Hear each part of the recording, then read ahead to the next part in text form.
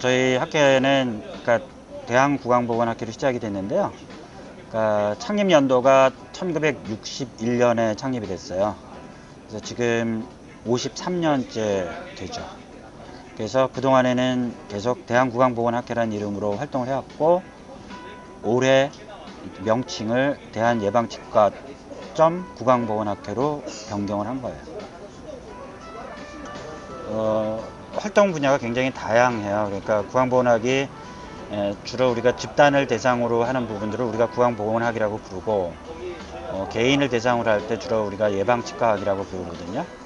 그러다 보니까 국악보건학이나 예방치과학이 다루는 분야가 개인에서부터 집단, 그 다음에 진료기관에서부터 지역사회, 좁게는 개인으로부터 국가 보건정책까지 굉장히 스펙트럼이 다양하고요. 그 다음에는 또 저희가 하는 분야들이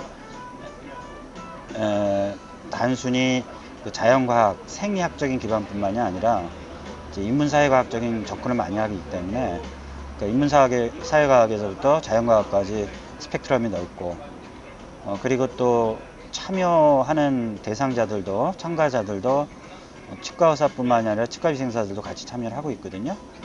그래서 그러다 보니까 활동의 폭이 넓어요. 그래서 산하에 전문 분과학회 및 연구회 해서 4개가 있고요. 그래서 예방치과학회, 그 다음에 국악보건교육학회, 지역사회 국악보건연구회, 그리고 구치조절연구회, 이렇게 4개의 전문 분과학회와 연구회가 있고요. 그리고 지부가 2곳이 있어요. 그래서 지부는 호남 지부와 영남 지부가 있어요. 그래서 지부는 지역 학회 활동들을 별도로 하고 있어요. 그래서 총 산하에 6개 이렇게 분과 연구회나 학회가 있다고 생각하시면 돼요. 우리는 모 학회의 성격이 큰 거죠. 우리가 크게 나눠서 이제 국악보건학회가 있고 그 산하에 지부나 연구회가 있다고 생각을 하시면 되고요. 이번에 바뀐 거는 저희가 그동안 전통적으로는 국악보건학을 넓은 의미에서 국악보건학이 예방치과학을 다 포괄을 하기 때문에 50년 동안 국악보건학회라는 명칭을 사용을 했는데, 그러다 보니까 지금 치과의사 전문의가 10개 과목이 있잖아요. 그리고 대학병원에도 진료 과목이 10개가 있는데 그 중에 예방치과가 있거든요. 그러다 보니까 저희가 이제 예방치과 전문의 양성을 주관하는 학회인데, 학회 명칭하고 전문 과목 명칭이 일치하지 않으니까 여러 차례 행정적인 혼선이 빚어졌었어요. 그래서 관계기관이나 단체들에서 좀 명칭을 개정했으면 좋겠다라는 요구를 많이 들어와서 이번에 그냥 저희 학회에 진료 과목인 예방치과를 추가시킨 거예요. 그러니까 어떤 합치거나 그런 건 아니고요. 저 개인적으로는 저희가 어떤 자발적으로 했다기보다는 여러 가지 학회 명칭을 개정해야 되는 어떤 외부적인 사유들이 좀 많았거든요. 그래서 50년 동안 굉장히 애착을 가지고 활동하셨는데 명칭이 변경된 부분에 대해서 원로 선배분들한테는 좀 송구스러운 부분들도 있어요. 그래서 사실은 저희가 몇 년 전부터 명칭 개정 요구가 있었는데 불구하고 전통을 지키기 위해서 명칭 개정을 안 해오다가 이번에 이제 어쩔 수 없이 개정을 하게 된 것이고요. 그래서 제가 대한예방치과 국악보건학회 명칭 변경을 하는 처음 또 회장을 된 부분에 대해서 좀 책임감을 많이 느껴요. 이제 일단은 명칭 개정이 외부적인 조건 때문에 어쩔 수 없이 시작된 것이긴 하겠지만, 개인적으로는 이왕 명칭이 개정됐으니까 새로운 명칭에 걸맞게 이제 우리 학회 활동도 또 학회 조직도 재구성을 해야 되지 않을까, 그렇게 생각을 하고 있어요. 사실은 과거에는 분과학회 인준이 사실은 만장일치제였어요. 그래서 절차가 대개 유관학회의 의견을 듣고 어떤 관련 학회가 만약에 한 군데라도 반대를 하면은 인준안이 상정조차 되지 않았고, 인준안이 상정됐어도 모든 학술위원회 회의를 할 때 분과학회에서 동의를 해줘야 새롭게 이제 학회를 인준을 해줬어요. 그랬는데 지난번 집행부에서 어떤 학회 활동, 자유로운 어떤 학문 활동을 장려한다는 측면에서 그랬는지 이거를 그 다수결에 의한 표결 제도로 바꾸게 됐던 것이거든요. 그러면서 이제 그 4년 전부터 가칭 대한예방치과학회가 인준 신청을 했고요. 그래서 지금까지 총 5차례에 걸쳐서 인준 신청을 했는데 다 부결이 됐어요. 그래서 최근에는 작년 같은 경우에는 뭐 표결을 할 때 24대 4, 그리고 이번 또 학술위원회 개최할 때는 19대 3으로 부결이 됐어요. 그러니까 학술위원회에 속한 분과학회에서는 압도적으로 대한예방치과학회랑 중복이 되니까 이런 학회는 허용을 할 수 없다라고 하는 입장이 분명을 해줬고, 그 다음에는 이번에 그 대한치과의사협회 또 정기이사회에서 저는 뭐 정확한 결과는 모르겠지만 뭐 표결을 했다는 얘기는 못 들었고요. 아마 저희 명칭 변경안이 뭐 거의 만장일치에 가깝게 승인이 된 걸로 알고 있어요. 그래서 뭐 학술위원회나 또는 치과의사협회에서 분과학회로서 대한예방치과 구강보건학회를 인정을 한 것이 되고요. 그렇기 때문에 앞으로는 가칭 대한예방치과학회가 그러니까 예방치과라는 전문가 목명을 사용하고 있기 때문에 아마 동일한 명칭으로는 인준 신청을 하기 어렵지 않을까라고 생각을 하고 있습니다. 그래서 앞으로 학회 활동 방향에서 제가 크게 3가지를 잡았어요. 그래서 첫 번째로는 지금 그 개원가에서 특히 치과의사나 치과위생사들이 그 예방진료에 대한 관심들이 굉장히 높아지고 있어요. 그래서 저희들이 개원가에 그리고 또 개원의와 치과위생사들의 그 예방치과 진료 역량을 강화시키는데 도움을 줘야 되겠다. 그래서 이번 12일 날도 우리가 행사를 갖기로 했고요. 그래서 앞으로는 좀 예방치과 진료 부분을 강화하겠다라고 생각을 하고 있어요. 그래서 이렇게 하기 위해서는 또 우리 그 분과학회인 그 예방치과학회, 이제 예방치과 연구회로 명칭을 변경을 했지만 그러니까 예방치과 연구회 활동이 강화되어야 될 것이고, 또 대한치과위생사협회와 또 우리가 협력 방안을 추진을 하고 있어요. 그래서 조만간에 우리가 그 대한치과위생사협회와 MOU를 통해서 협력을 추진할 계획이에요. 그리고 두 번째는 지금 저희 학회가 그동안 했던 가장 중요한 역할 중에 하나가 우리나라의 구강보건 정책이나 구강보건 사업을 개발하고 지원하던 역할들을 해왔었어요.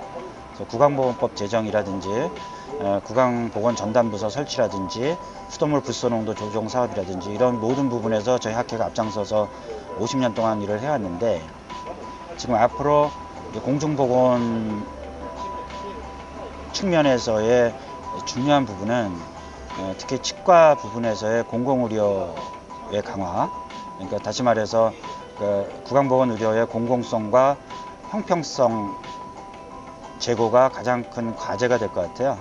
그래서 취업 인준 학회 중에서 특히 구강보건 의료의 뭐 공공성이나 형평성에 대해서 문제 제기를 하고 또 활동을 할 수 있는 학회는 사실 우리 학회뿐이 없다고 생각이 들어요.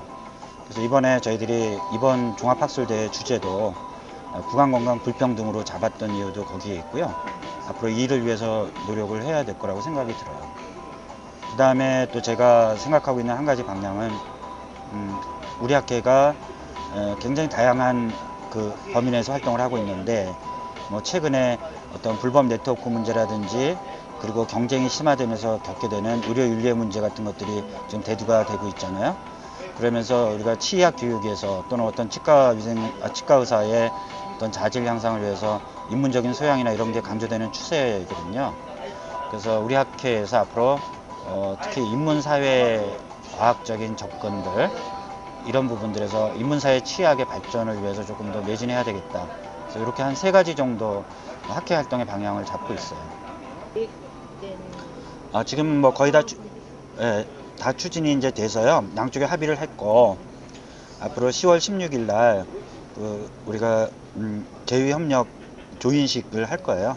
그래서 본격적인 활동을 할 거고, 이제 활동의 내용은 우선 그 치과비생사들을 위한 그 예방치과 진료에 관련된 연수회를 또 공동으로 개최를 하고, 그래서 예방치과 진료 역량을 조금 더 향상시키는 그런 활동에 주로 주력할 계획이에요.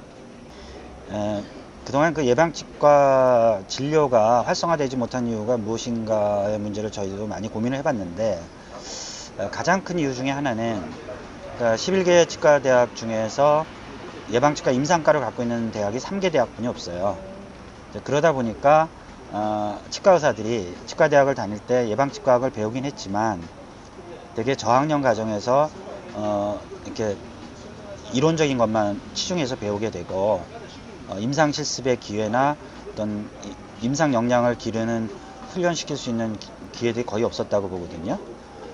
그래서 이 부분에 저희들이 좀 해결을 하기 위해서 특히 이제 개원이들 중에서 예방 진료에 관심을 갖고 있는 개원이들 4분하고, 그 다음에 또 대학에서 예방치과를 가르치는 교수들 2분이 같이 참여를 해서 어떻게 하면은 우리가 그 개원가에서 예방치과 진료를 활성화시킬 수 있을 것인가, 이런 부분에 대해서 그동안의 고민을 같이 공유하고 또 여러 가지 정보를 제공하는 뭐 그런 기회가 될 거라고 생각이 들어요.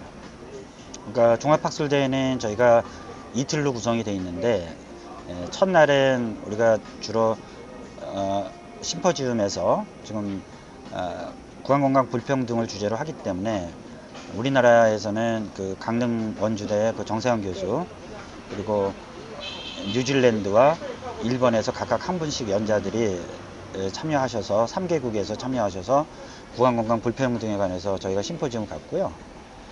그리고 둘째 날에는 주로 우리가 갖고 있는 그 세부 분과 학회와 연구회들의 그 세션별 그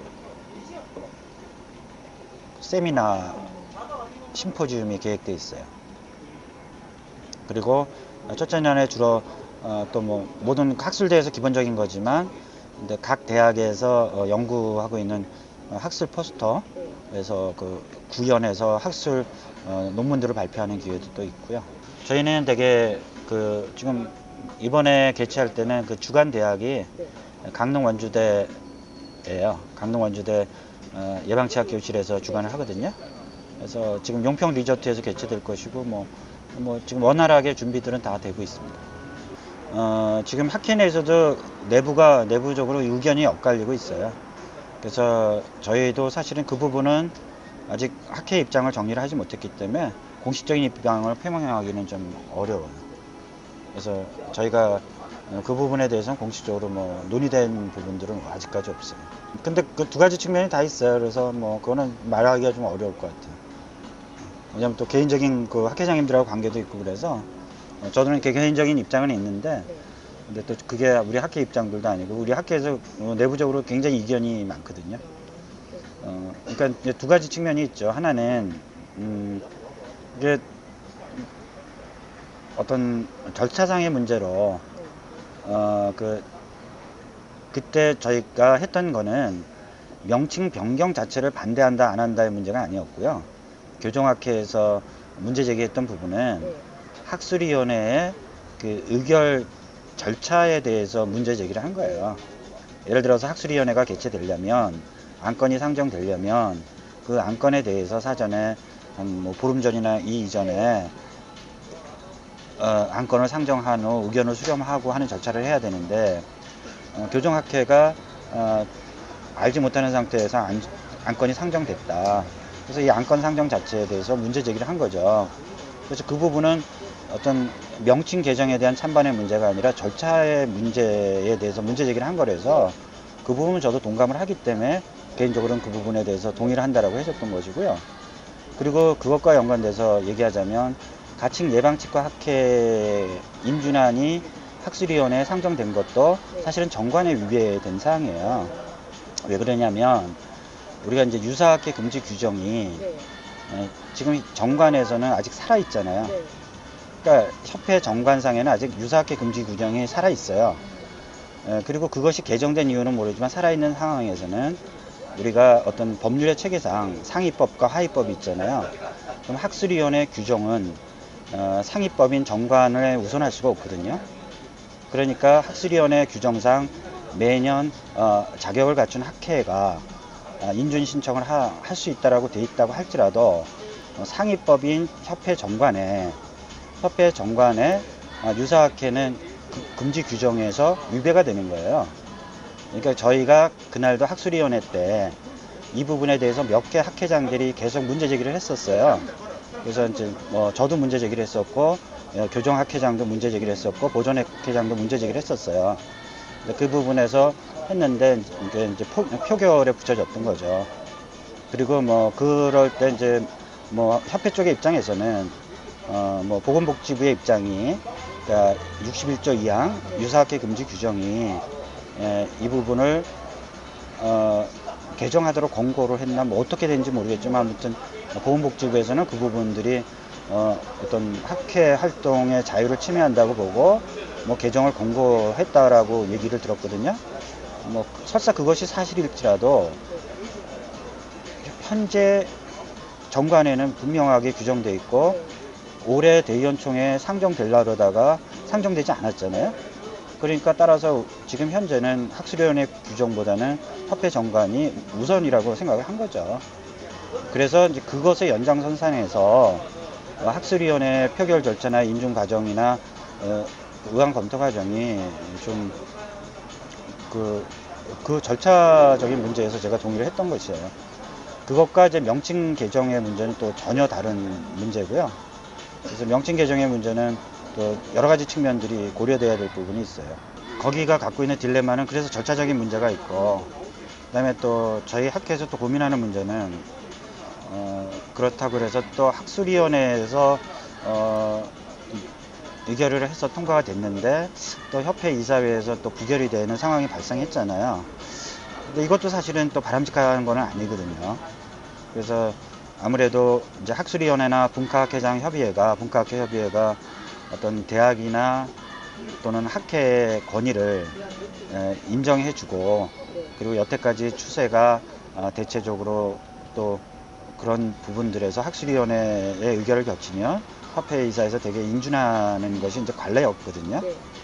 그러니까 긍정적인 측면, 그러니까 이것이 갖고 있는 어떤 딜레마가 있어요. 그래서 저도 어느 쪽 입장이라고는 할 수는 없고, 아까 말씀드린 대로 처음에 저도 반대했던 부분들은 교정학회가 지적했던 절차상의 문제는 분명히 옳은 것이기 때문에 이 부분을 지켜줘야 된다고 생각을 했던 것이죠. 그리고 만약에 이제 다시 문제가 될 경우에는 저희 학회 이사회에서 공식적으로 의결을 해서 저희 학회 입장을 정할 계획입니다. 구강보건학회가 걸어왔던 한 50년 같은 경우는 그동안에 우리나라의 어떤 구강보건 정책, 구강보건 사업, 그리고 구강보건과 관련된 법률, 이런 모든 부분에서 구강보건학회가 앞장서서 기여를 해왔다고 생각이 들어요. 그러면서 또 한편에서는 그러다 보니까 우리가 특히 그 치과 의료 부분에서 특히 예방치과 진료를 활성화시키는 부분에는 또 소홀했던 부분들이 있거든요. 그래서 이 구강보건과 예방치과라고 하는 것은 같이 균형을 이루어야 된다고 생각이 들고, 명칭 개정을 계기로 해서 좀 저희 학회가 개원이들한테 다가서는 학회가 되기 위해서 노력할 계획입니다.